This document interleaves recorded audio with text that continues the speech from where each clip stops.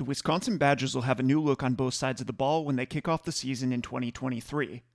Longtime leader Paul Chryst is out, and to replace him, the Badgers have brought in Luke Fickell from Cincinnati, where his Bearcat squad defied the odds and became the first Group of 5 team to earn a spot in the college football playoff in 2021. During that run, a lot of attention was drawn to Cincinnati's style of defense, which was called a 3-3-5 by many, but was known simply as the dollar package within the Bearcats facility. If you've seen my other 3-3-5 videos on Iowa State's John Haycock or Nebraska's new defensive coordinator Tony White, the dollar package is a significantly different way to play nickel with a 3-man line, and in this video we'll see what makes it so unique, we'll look at its history and development, and we'll close out with some thoughts on the role that it might play for the Badgers going forward. Let's start this video then with a quick look at how the dollar package lines up. For the Bearcats, it was a base nickel defense, and against formations like this one, where the offense has a tight end in the core, it'd typically play with 3 down linemen, 2 bigger inside linebacker types, often mugged up on the guards, and then 2 guys lined up as overhang players outside of the defensive ends and about 6 or 7 yards off the line of scrimmage. At Cincinnati, one of those guys was kind of a small linebacker type, giving them that third linebacker and putting them into the 3-3-5 box. And the other guy was one of their safeties who would roll down to put him in this alignment.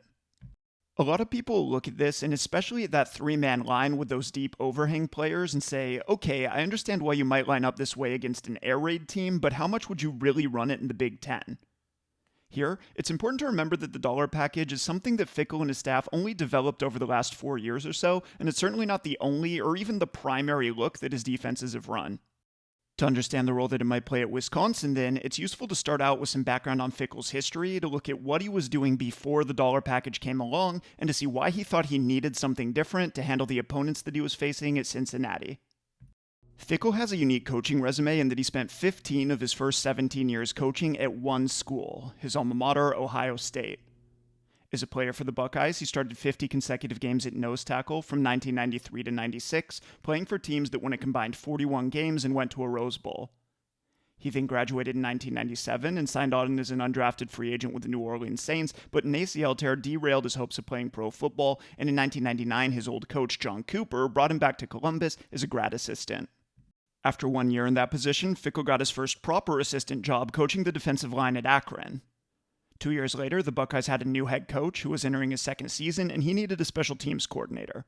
That coach was Jim Tressel, and he brought Fickell back to the Buckeyes to do the job.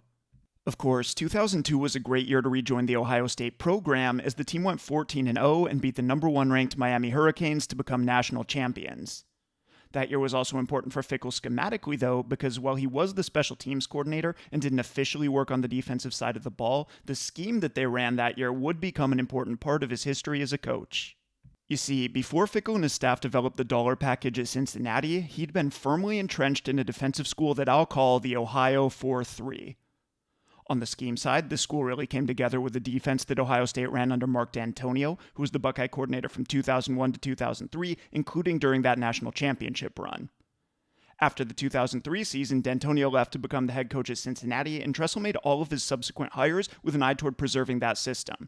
Every defensive coordinator that he hired for the rest of his time at Ohio State was a promotion of someone that had been on that 2002 national championship staff.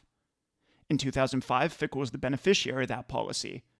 That year, he got his first shot as a play caller when he was promoted to co-coordinator along with defensive line coach Jim Haycock, who made the situation very clear in an interview with the Ohio State student paper, The Lantern. We started when Coach Tressel came here with a defense, and my marching orders are to continue doing what we're doing and hopefully get better. This collaboration between Fickell and Haycock had lasted from 2005 to 2011, including with 1 year with Fickell as the interim head coach after Tressel had to resign due to NCAA violations. Then, in 2012, the Buckeyes brought in Urban Meyer, and he retained Fickell as co-defensive coordinator up until he got the head coaching job at Cincinnati in 2017.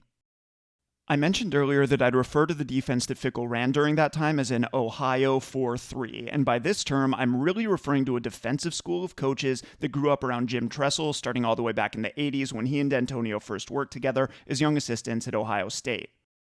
This group continued to develop throughout the 90s as Tressel won 4 Division I AA national championships as the head coach at Youngstown State, and then it crystallized in those early years with Dantonio as the defensive coordinator for the Buckeyes. Looking back on it all, though, that defense was a product of a very specific time in football history, and understanding why it was created and what it was designed to stop can help us understand why Fickell needed to come up with something different after his first few years at Cincinnati. The interesting thing about this Ohio 4-3 school is that if you go back and look at what most of these coaches were doing in the early 90s and before, they weren't running a 4-3 at all. For example, Dantonio and Tressel first worked together in 1983 at Ohio State under legendary head coach Earl Bruce. Tressel was the wide receiver coach on that team, and Dantonio was a defensive grad assistant, working for defensive coordinator Bob Tucker in his big 1980-style 3-4 defense, which we're seeing here from the 1984 Michigan game. Over the last 20 years, as the spread has taken over college football, there's been a lot of debate over which personnel grouping is best for defending modern offenses. The 3-4s played a big role in that discussion, but when we're looking back at something like this, it's important to realize that this defense isn't that far removed from the older 5-2 defenses that have been common since the 40s and 50s. In this shot, for example, we see Michigan in an I slot formation, so they have a running back and a fullback lined up in the backfield, a tight end lined up to the right, and then 2 receivers down at the bottom of the screen.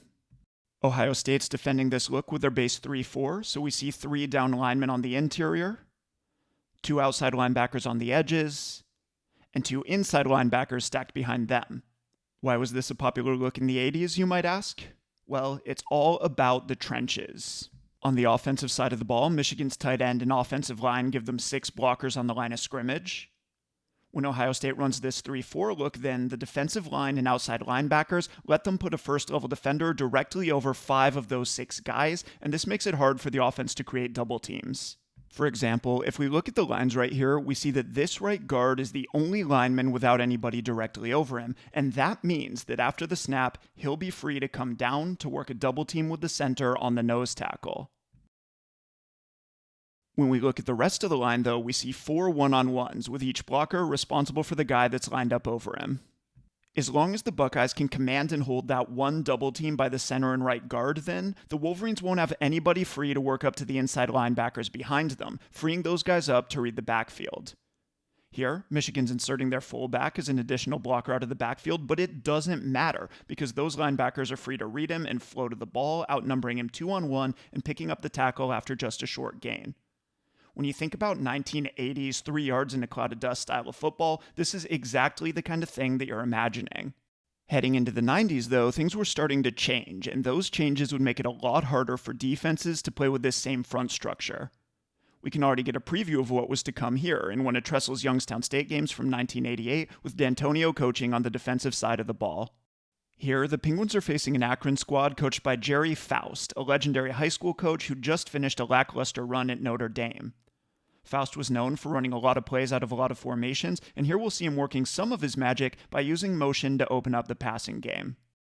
Before the snap, the Zips are in a 2-back set, a lot like the one that we just saw from Michigan, so there's a tailback and a fullback in the backfield, a tight end to the right side of the formation, and 2 wide receivers split out wide, although this time they're on opposite sides of the field. Youngstown State's still running one of those 3-4 defenses, so again, we see 5 players at the first level, with 3 defensive linemen and 2 outside linebackers along the line, while 2 inside linebackers stacked behind them. Just before the snap, though, Akron's going to motion one of their backs out of the backfield, putting him in the slot to the left side of the formation. This forces Youngstown State to make some decisions about how to cover that guy, and in this case, they've decided to leave their front intact. They're doing this because even though Akron's motioned somebody out of the backfield, they do still have a tight end, and he gives them a 6-man line. Youngstown State wants to keep all 7 front defenders in the box, including 5 on the line to break up double teams, force one-on-ones, and keep their inside linebackers free to flow to the ball. In the secondary, though, this decision leaves them with this 4 across look, with 1 defensive back for each of Akron's receiving threats, and as we'll see, this is not going to be enough to handle what the Zips are running. When you're dealing with a slot threat like the running back that's motioned out of the backfield here, there are 2 kind of prototypical routes that he can run that'll be tough for the defense to defend at the same time. And throughout this video, we'll want to focus on how each different defensive structure handles those 2 routes. The first of these is a short outside route to the flat. For example, against this look, the offense could take their outside receiver and run him deep down the sideline. Presumably this would take the cornerback with him, running that defender off as he works to cover his man deep. The offense can then exploit this by taking that running back in the slot and having him break out underneath of those guys and into the flat on a route that would be very tough for the safety that's playing over the top of him to get to. So, against a slot receiver, short outside routes like this will be one of the first threats that the defense has to think about.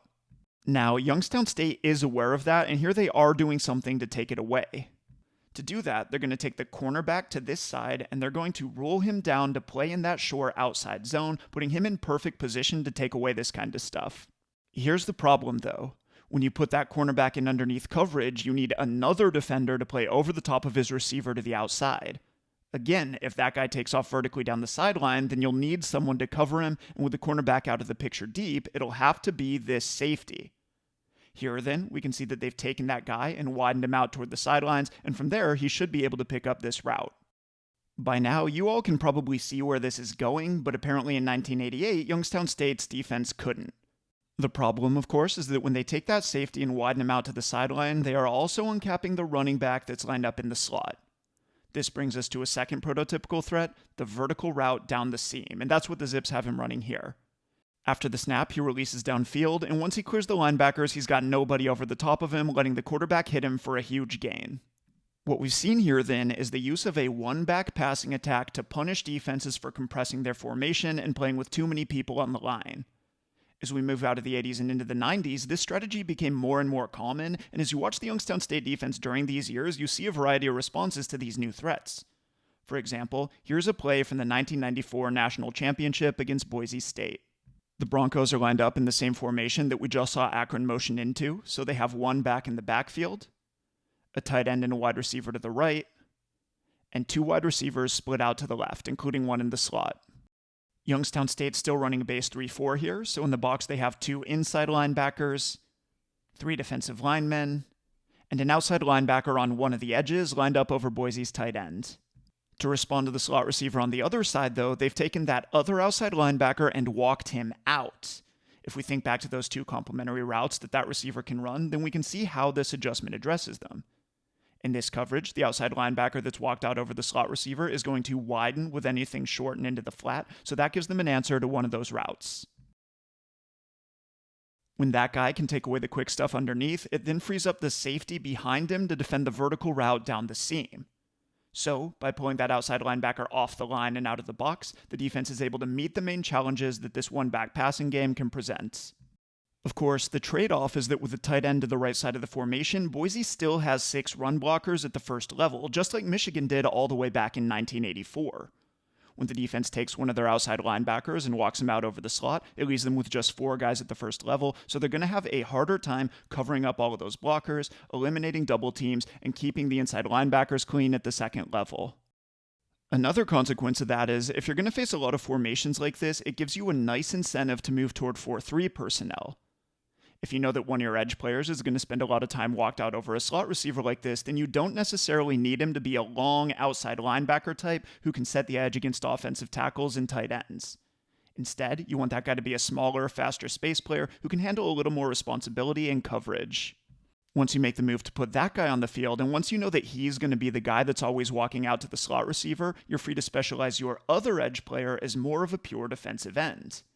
In this way, the schematic pressure of these one-back formations gave many defensive coordinators at the time an incentive to move away from the bigger, old-school 3-4 defenses of the 1980s and into the 4-3 world.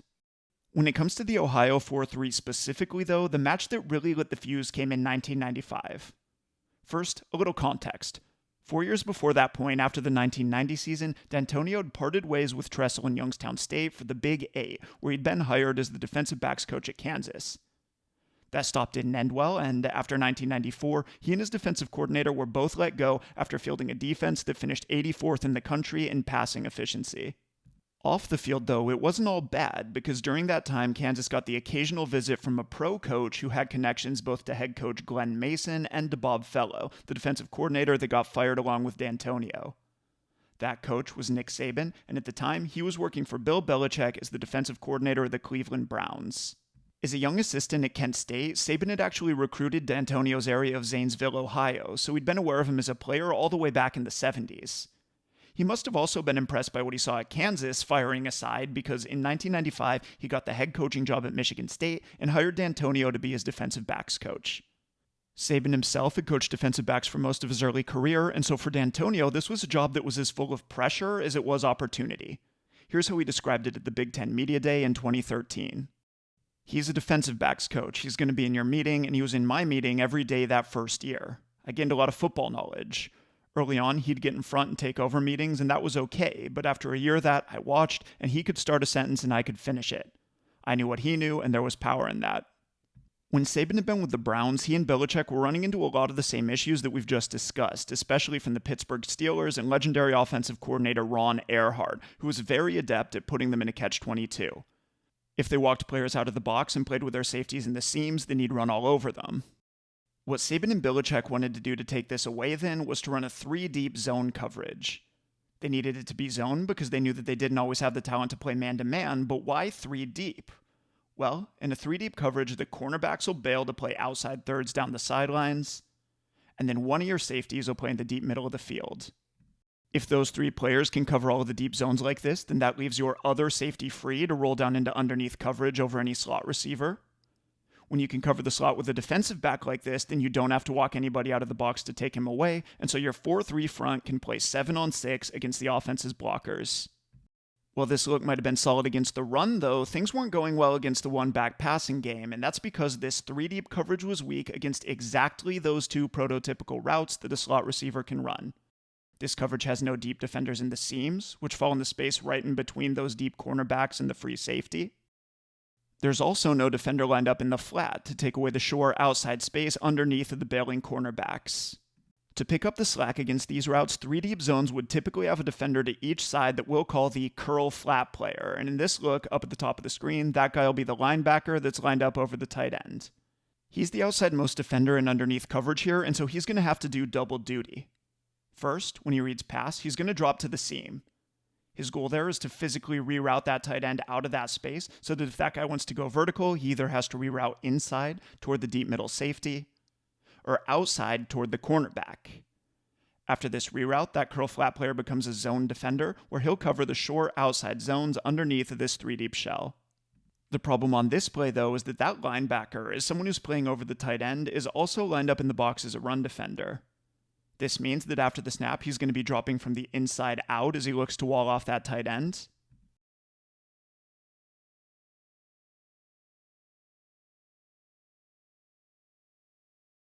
On this play, then, the Steelers are exploiting this alignment by having that guy run the other main route that an inside receiver can threaten, that outside breaking route underneath. And for the linebacker, who's dropping with inside leverage to wall off the seam here, this route will be very hard to defend.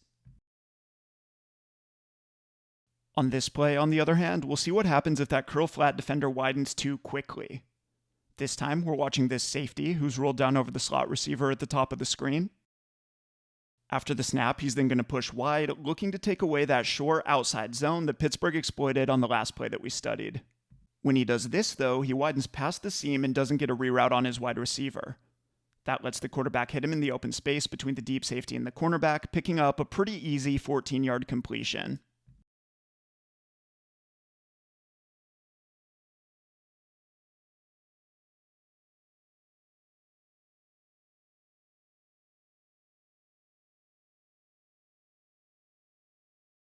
By the time Saban got the Michigan State job and hired Dantonio then, he was developing a 4-3 defense with a package of matchup zones, which were designed to solve this problem. The key difference between the 3-deep coverage that we just saw in a matchup zone is that in a matchup zone, defenders will have rules that let them lock onto their receivers man-to-man if and only if they run one of those problematic routes. So, if you're one of those curl flat defenders, then you're going to be a zone player first and foremost, but if your receiver runs either outside or vertical, you're just going to lock onto a man-to-man for the rest of the play. We can see what this looks like on this play. Here, Michigan State's running a 3-deep matchup zone in the 1999 Citrus Bowl, where they upset Steve Spurrier's 10th-ranked Florida Gators. If we look at the top of the screen, we see the cornerback preparing to bail to his deep outside third.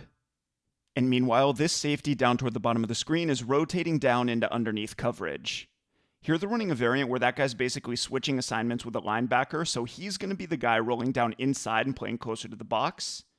And then the linebacker is going to walk out as that curl flat player over the slot, but this is just another way to play a 3-deep zone. Focusing on the slot receiver now, after the snap, he starts to run an out route into the flat, and if we pause it right here, we see that linebacker's widening with him. He's playing a matchup zone, and so if his guy goes outside or vertical, he's going to take it. As the play develops, though, that receiver's going to turn downfield and run a wheel route. Those guys are going to go out of frame for a few seconds here, but the quarterback is ultimately going to target it. When they come back into frame, we see that linebacker's still running with his man 35 yards downfield. Of course, this is still a 3-deep zone, and so that linebacker isn't truly alone against this route like he would be if he were isolated in man. If we look downfield into the inside, we see that the cornerback's passed off his receiver who's running a post route, so he's going to let him go to the free safety who's covering the zone in the deep middle of the field. When he passes that guy off, he's then able to work back to his deep zone down the sideline, and there, he and the linebacker create a high-low bracket on the wheel route. As we can see here, if that linebacker weren't there, then there'd be a ton of space to the sideline underneath that cornerback, but by having the linebacker run with his receiver on anything outside or vertical, Michigan State's been able to eliminate some of the space that would have been there in a more traditional zone coverage. In 2001, then, when Dantonio was hired by Tressel to call the defense at Ohio State, he brought this kind of thing with him, and this is where we reconnect with Luke Fickell and his promotion to co-coordinator in 2005. 2005 was an interesting year in football history because it was really the last calm before the storm that was the total spread takeover of college football. Heading into that year, Gus Malzahn was coaching at a high school in Arkansas, Chip Kelly was still in New Hampshire, Urban Meyer was just starting his first year at Florida, and the air raid was just some gimmick offense run by a pirate in Lubbock. Of course, over the next decade, all of that would change, and those changes would completely upend defensive football. A great example of that was the Citrus Bowl played between Ohio State and Clemson after the 2013 season. Urban Meyer was in his second year with the Buckeyes here, and his defensive coordinators were Luke Fickell, who he'd retained from the previous Ohio State staff, and Everett Withers, who he'd brought over from North Carolina. In that Citrus Bowl, Clemson quarterback Tajh Boyd threw for 378 yards, rushed for another 127, and accounted for 6 total touchdowns, helping the Tigers rack up 40 points. And they did all of this in part by mercilessly attacking the perimeter of Ohio State's 3-deep looks. For example, here we see Clemson playing with trips to the right, leaving them with just 5 offensive linemen as run blockers in the box. It looks like the Buckeyes only have 5 defenders to match them, but to steal back a numerical advantage, Fickell's going to blitz this linebacker from the outside, and then he's going to roll the safeties over the top to bolster coverage to the side of the blitz, creating a 3-deep look. When that linebacker blitzes, it gives the defense a 6th defender in the box, and this should let them outnumber Clemson's blockers by 1. The last thing the Tigers want to do is run straight into that look then, and so instead they're trying to get the ball out on the perimeter. The idea here is that in this formation they have those 3 trips receivers to the right side of the field, and in Ohio State's 3-deep coverage they have just 3 defenders lined up tight to them. If those receivers can block their defenders, then the Tigers will have better numbers on the perimeter than they do in the box, and so that's why they want to get the ball out there on the edge. So who could screw this up? Well, one answer is this linebacker right here. The running back's going to have to cross his face to get outside to the edge, and so if that linebacker were to read the play and really fly outside, then he'd give the Buckeyes 1 more man on the perimeter, and that'd be 1 more guy than their receivers can block. Clemson needs some way to hold that guy up, and this is where they're going to activate the dual threat potential of their quarterback. After the snap, as the running back reaches the mesh point, we see that the quarterback's eyes are up on that linebacker. If that guy would have flown out to the perimeter, then the quarterback could have kept the ball for himself, cutting it up inside into the space that he'd be vacating. In fact, in this game, Clemson's quarterback was their leading rusher, both in attempts and in yards per carry, so we know that this was a very real threat. On this play, then, the threat of the quarterback run is going to hold that linebacker inside, and in this shot, we see that he hasn't widened off the hash, and on top of that, his shoulders are still square to the line of scrimmage. The running back's already headed full speed toward the sideline, and so the quarterback knows that he'll be able to outflank him, and he hands the ball off, letting the running back get around the edge for a 14-yard gain. The other weakness that Clemson was able to exploit was the soft space underneath the Buckeyes' cover 3 cornerbacks. Remember that in this 3-deep coverage, those guys are responsible for the deep sidelines, and so here at the top of the screen, we see one of them playing with his inside heel at 7 yards. When the cornerback plays off like this, it effectively buys time for the offense to get a blocker up to him before he can get to the ball carrier. And so here the Tigers are going to exploit this by throwing a quick screen out to Sammy Watkins, who was on his way to becoming the 4th overall pick in the NFL draft. To do this, they're going to take this inside receiver in their trips alignment, and they're going to take advantage of the cornerback's cushion to wrap him up and out, getting a block on that corner and freeing up Watkins to take off down the field.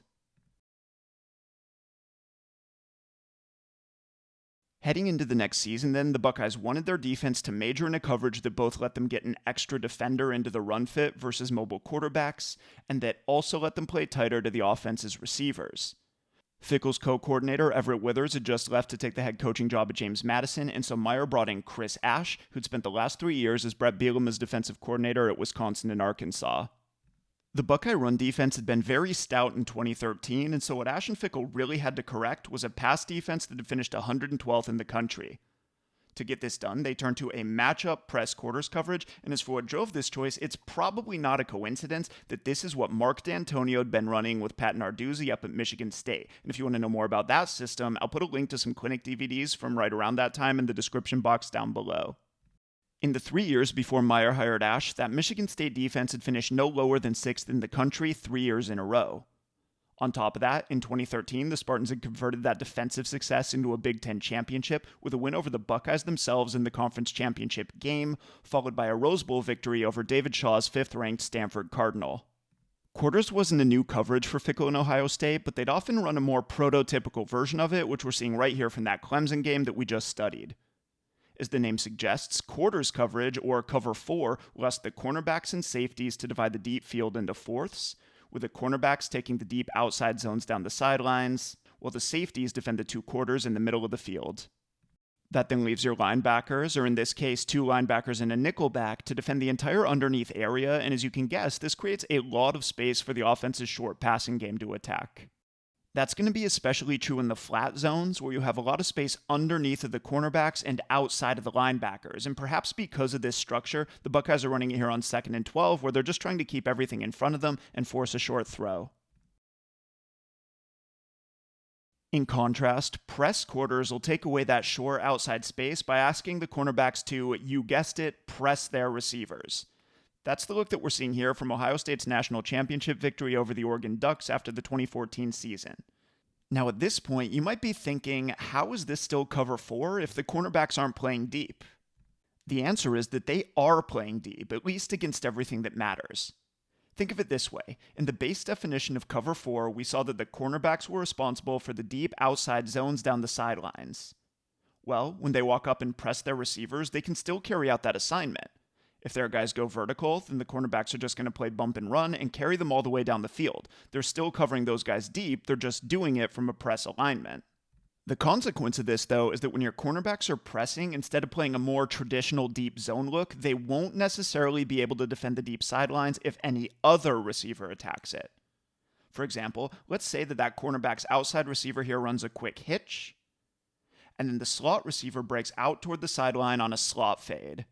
If this were a more prototypical quarters coverage, then the cornerback would be dropping to his deep outside zone to take that route away. If he's staying up and pressing the short hitch instead, though, then he's going to have a tough time getting to this route.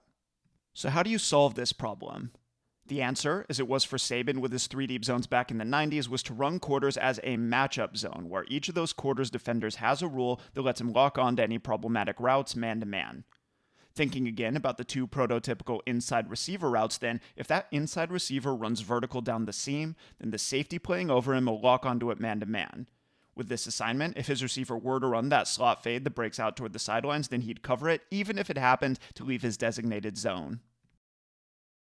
In underneath coverage, then, the outside linebacker will lock onto anything short into the outside.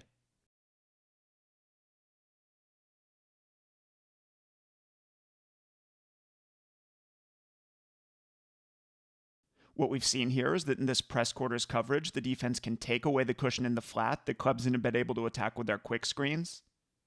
And they can take away the 2 main threats that can come from an inside receiving threat and a one-back offense. The last question then is, how will this defense defend the run? And this is where we can say a little bit more about the differences between cover 3 and cover 4. Remember that in cover 3, one safety was playing in the deep middle of the field, while the other safety was rolling down into underneath coverage. We've seen that the point of rolling that guy down was to benefit the run game, because when he could cover a slot receiver, the defense was able to leave their entire front in the box. The problem, though, is that this makes it very hard to get anybody else into the run fit. Think about it. In this coverage, the cornerbacks are each lined up over their own wide receivers, and they're responsible for covering their deep outside thirds down the sideline, so they're not going to have much of a run presence here.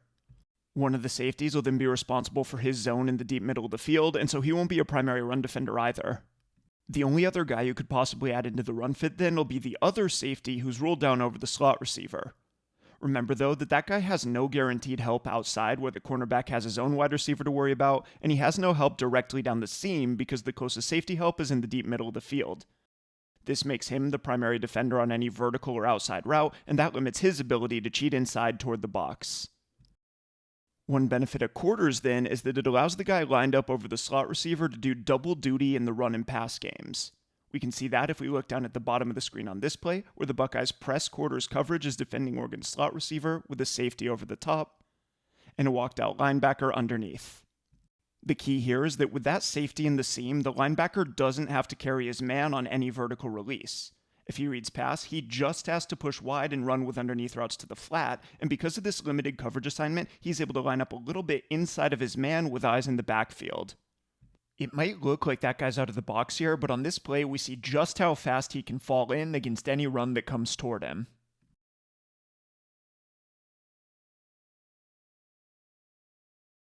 The other benefit of quarters is that, unlike cover 3, it doesn't burn a defensive back in the deep middle of the field. If this were cover 3, for example, then one safety would roll down into underneath coverage, and that'd mean that the other one would have to rotate back to the deep middle where he'd be a non-factor against the run. In quarters, on the other hand, that guy doesn't have to rotate back, and this is going to get the defense an extra defender in the run fit. As we know, in this matchup quarters coverage, that safety will be responsible for the tight end to his side on anything vertical. If that tight end doesn't go vertical, though, then the safety's free to add in the run game. So, if we can imagine that the Ducks are running a zone read to the right here, then the defense can use their 7 front defenders to outnumber Oregon's offensive line and tight end against the conventional run play. And then that safety will be free to sit on the backside as a quarterback player, coming down to make the tackle if he decides to keep the ball for himself and take it around the edge. From 2014 to 2016, this defense worked wonders for Ash Fickell and the Buckeyes, leading them to a 37-4 record and a national championship. While some people might think of that period and attribute it to Urban Meyer's offense, the defense actually had a higher average ranking over those 3 years and finished in the top 10 in both 2015 and 2016. With all of those accolades and recent successes under his belt, on December 10, 2016, Luke Fickell was hired as the head coach at Cincinnati. There, he gradually built the program up until, in his 5th season in 2021, the Bearcats went undefeated in the regular season and made the college football playoff while fielding the 10th best defense in the country. That success wouldn't happen overnight, though, and at Cincinnati, Fickell found himself in an American Athletic Conference that was light years away from the Big Ten in terms of offensive trends, and where he wouldn't have the same talent advantages that he'd often had at Ohio State. Unfortunately for Fickell, he had to learn all this the hard way when he tried to bring his 4-3 press quarters defense to his new job. In his first season in 2017, Fickell and crew went 4-8, and their defense finished 95th in the country. There were a lot of wake-up calls that year, but the biggest probably came on September 23rd when they gave up nearly 600 rushing yards to Navy in their option-based ground game. After that year, the Cincinnati staff knew that they had to make changes. There's some great podcasts and clinic presentations out there by guys like Luke Fickell himself, by Marcus Freeman, who was his defensive coordinator at the time, and by Colin Hitschler, who's now Wisconsin's co-defensive coordinator and safeties coach, so I'll put links to all of that in the description down below if you want to hear more from them about their thought process during that time. To get into the film study side of all this, though, aside from Navy, whose option ground game was obviously unique, another team that gave Cincinnati a lot of trouble was UCF, whose head coach at the time was Josh Heupel.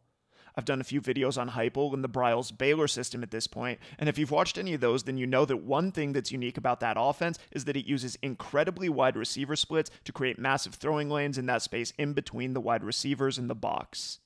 We're seeing that here from Cincinnati's 2018 game against UCF. Now that we've gone into the theory behind press quarters, try to imagine running it against these two receivers at the top of the screen. Remember that the idea on defense here was that to cover up the inside receiver, the safety was supposed to play over the top to take anything vertical, while an outside linebacker or nickelback was supposed to push out to that guy and carry him on anything to the outside. Well, if this nickelback is going to do anything like that, he's going to have to play a lot wider than he is right here. Of course, the reason that they don't have him doing that is that UCF has a tight end in the box, giving them 6 run blockers. Cincinnati wants to keep 7 defenders in to outnumber those guys, and so what UCF's really done with these wide splits is destroyed Cincinnati's ability to use their nickelback in double duty. He can either widen out and be involved in coverage, or he can stay in tight to the box and defend the run, but there's no way that he can do both. Another problem that Fickell talks about during this early time was the RPO game, and he mentions Memphis specifically as causing problems. On this play, we'll see that the RPO that Memphis is running functions a lot like the wide splits that we just saw from UCF. The idea is to target this linebacker who's lined up just inside the hash and to prevent him from covering both the passing game and the run game. Instead of doing that with wide splits, though, they're doing it by reading him. On this play, everybody in the box is going to run a zone insert play to the right, so the offensive line and running back are going to work in that direction. They're then going to take this H-back and they're going to lead him up through the gap between the left tackle and left guard. As he heads through, he's looking to block this linebacker who's responsible for filling that gap.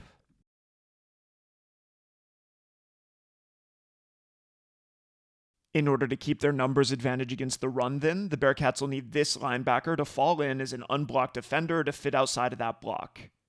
As we see if we run it forward a little bit, when he sees run action working to the right, it does in fact pull him off of the hash and almost all the way to the middle of the field, putting him in position to defend the run. To punish him for doing this though, Memphis is running this as an RPO with their outside receiver running a slant right into that area that he's vacating on the hash. The quarterback sees that the linebackers chase the run, and so he pulls the ball and throws it for a huge gain.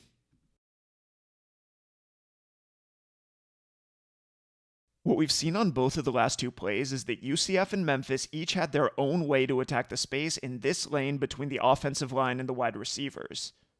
When Fickell and his assistants designed the dollar package then, they did it with the express goal of taking that space away. This had already started by this 2019 Memphis game, and on this play we'll see how Cincinnati's nascent dollar package was able to solve a lot of these problems. Here, Memphis is in the same one-back 2x2 look that we've seen a bunch of times in this video, with 2 wide receivers split out down at the bottom of the screen, and a tight end and wide receiver up at the top.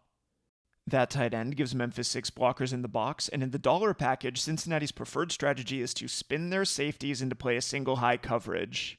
They're in nickel personnel here, so their nickelback is going to walk out and cover the slot receiver at the bottom of the screen. And then one of their safeties is going to roll down to match the tight end on the opposite side, and this will let him be the 7th run defender in the box, which they'll need to outnumber Memphis's blockers.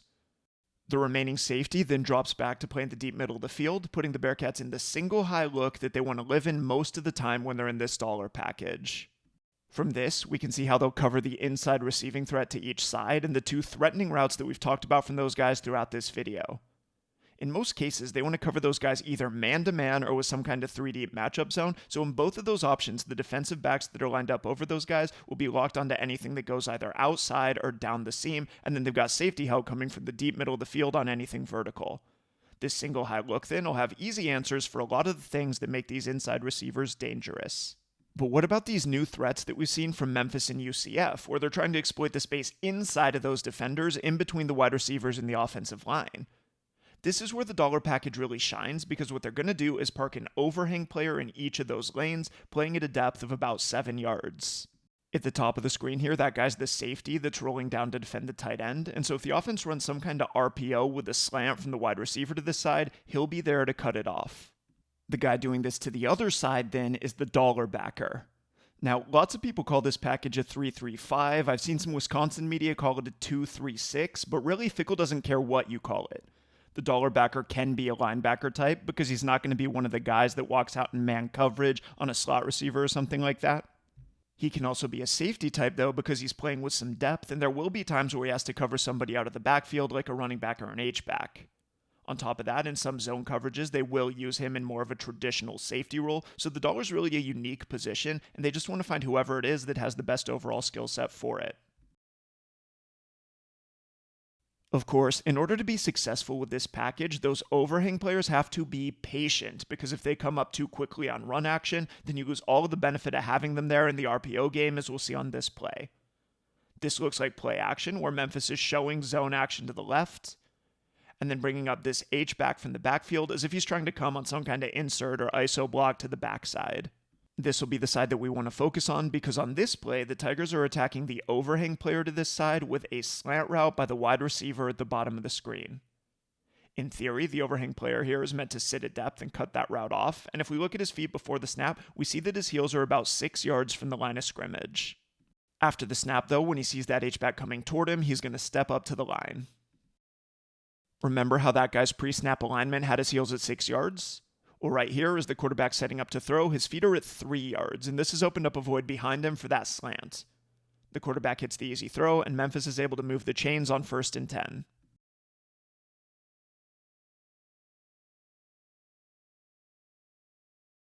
Part of what Fickell and his assistants had to do to make this package successful then was to figure out how they could let those overhang players stay patient in the run game so that they didn't have to attack the line so fast. And here's where things come full circle, because part of how they did this was by recreating that 5-man first level that we saw from Ohio State all the way back in the 80s.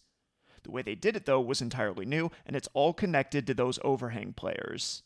If we look back at that original 3-4 defense, we see that there are 7 guys in the box with 3 defensive linemen playing on the interior of the line, 2 outside linebackers playing outside of them on the edges, and 2 inside linebackers stacked behind all of this at the second level. In order to get those overhang players that we've seen in the dollar package then, Fickell's basically inverting those linebacker positions. So the guys on the outside are now dropping back to become those overhang players, and the inside linebackers are stepping up to replace them at the first level, recreating that 5-man line, putting pressure on the offense's blockers, and pulling guys off of double teams.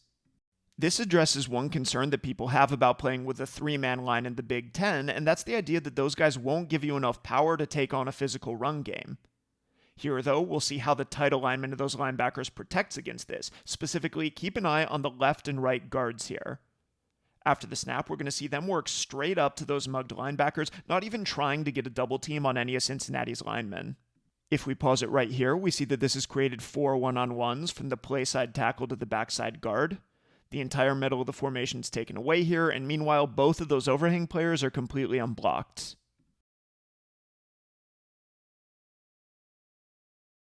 On this play, we'll see what happens if the defense instead chooses not to respect those linebackers. To see this, keep an eye on this guy right here. He's only about 2 yards off the line of scrimmage, and at the snap, he's going to attack downhill hard, blowing past Arkansas's right tackle and getting penetration for a tackle for loss.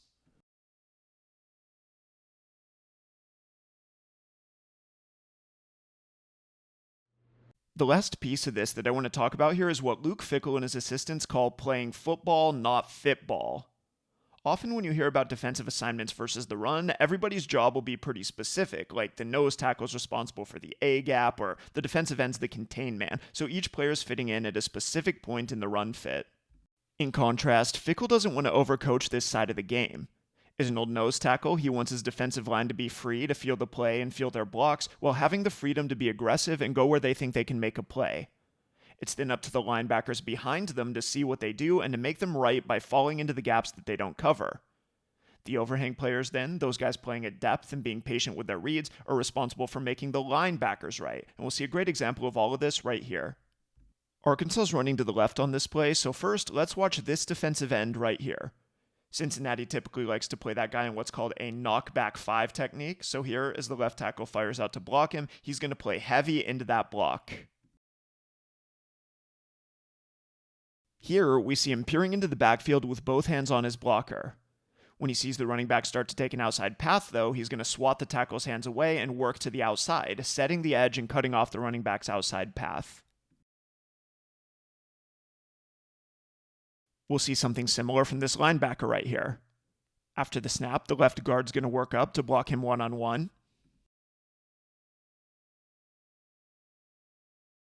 As the play develops, he also sees the running back's outside path, and he notices that the guard's coming at him pretty square. He decides that he can beat him to the outside, and so he takes it, again cutting off the outside play.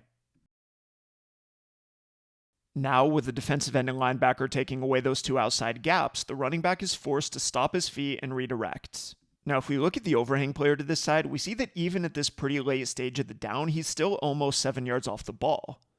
This means that even if the quarterback had pulled the ball to throw it, any kind of slant or quick route to the receiver at the top of the screen would be dead in the water. That overhang player can afford to be so patient, though, because the guys in front of him are free to create havoc, confusing blockers, and forcing the running back to change direction. Then and only then, once the running back's finally committed to that inside lane, does the overhang player come down and make the tackle after just a short gain.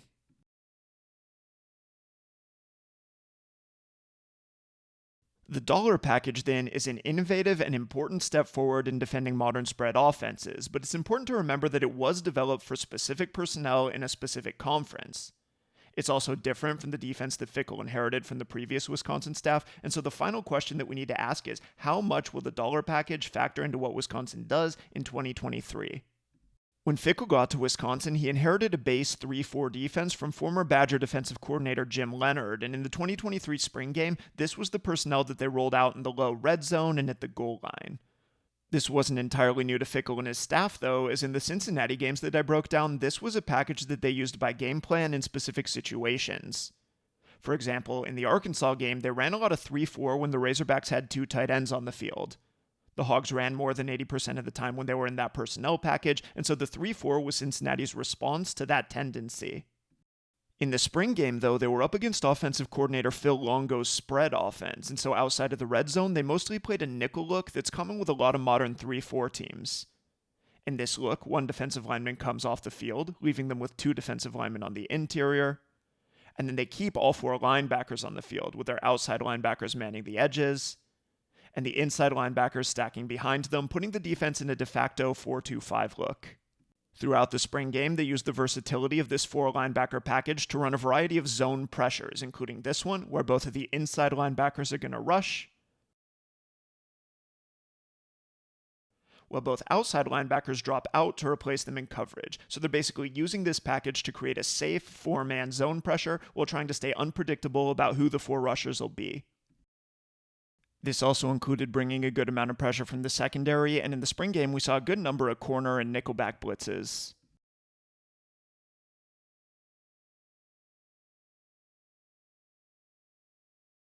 Around the end of the first half, though, they started to roll out the dollar package a little bit. I've mentioned that Wisconsin media is calling this a 2-3-6 package, but as we can see here, this is the same structure that we just studied from the Cincinnati defense. They've got that same 3-man line, although at Wisconsin, they're doing it with 2 defensive linemen and an outside linebacker.